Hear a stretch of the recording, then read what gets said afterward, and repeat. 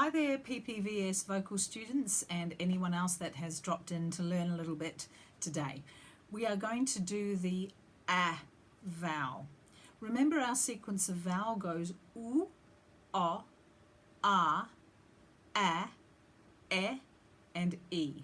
So when we come to the A vowel, we're actually singing a variation of the A vowel, and the reason for that is because English has so many words that use the A sound.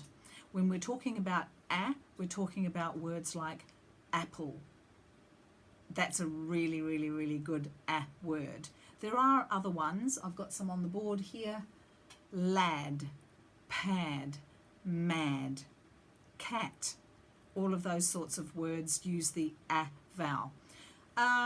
When you're thinking about a visualization for the shape of A, it's clearly a broad vowel.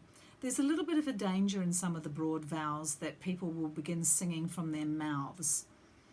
The explanation that I give against mouth singing is that there's nothing in your mouth aside from the formation of things that's assisted by the tongue that actually produces your voice. Your voice isn't produced in your mouth. It passes through your mouth because your mouth is a delivery system and the tongue is part of the shaping system. But that's not the totality of it. Your voice is produced by air pressure, and air pressure is produced from your diaphragm, which is underneath the lungs. So there's a long process of production to actually bring a voice out, and your mouth is the final destination. It's the delivery mechanism. So we can't think about singing in our mouths, and we don't think about singing in our mouths at Pitch Perfect Vocal Studio at all. But we're talking about vowel formation, and with A, there are certain things that obviously happen in the delivery of that vowel that involve sort of this structure.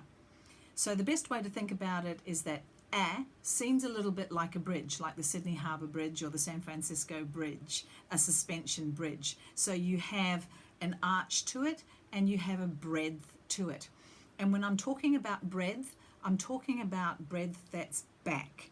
Remember that we produce our voices from behind the tongue, not forward of the tongue. That's quite a way back and away from your face.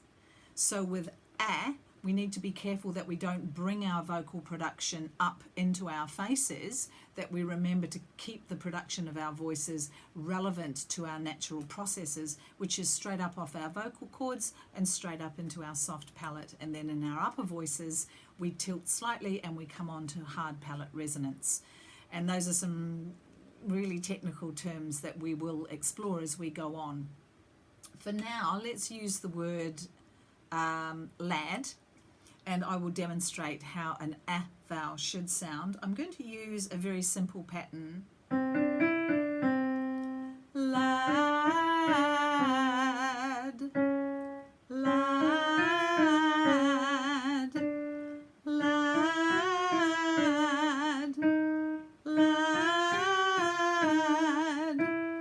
lad, lad. As I'm going up, I don't know how good the sound is here, but I'm hoping that you start to hear that I'm beginning to lift my resonance more fully into the upper arch of the vowel.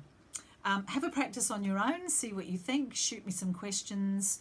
www.bellamusicaentertainment.com is my website, and that's where the Pitch Perfect Vocal Studio page is.